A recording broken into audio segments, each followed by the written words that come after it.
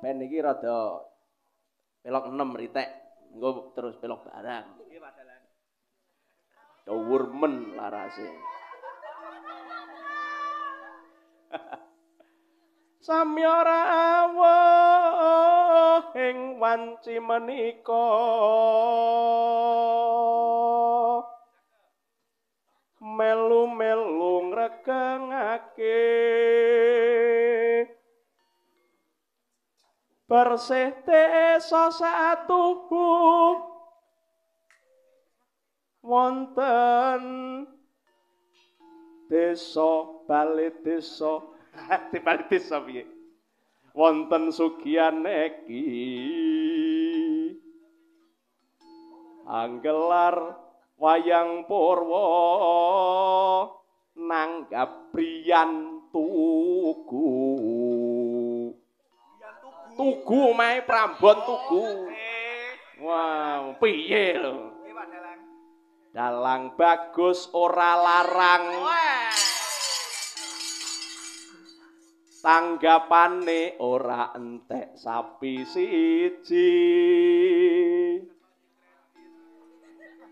sing penting satu lurang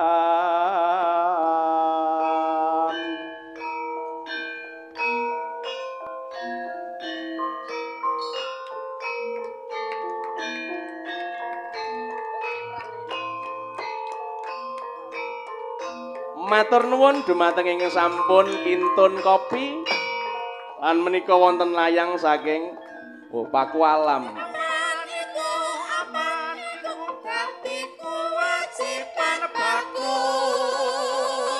Ayo bersih desa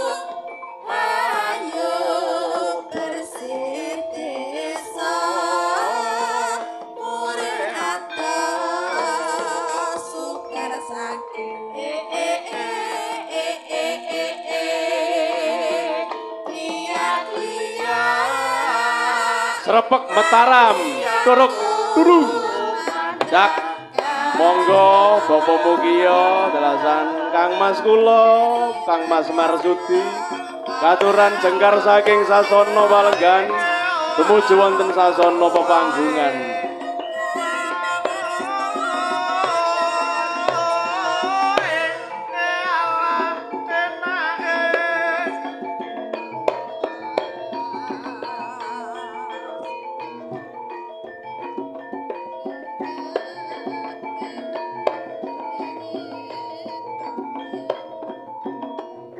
monggo Bapak Kepala Desa kalian Pak Kaur perencanaan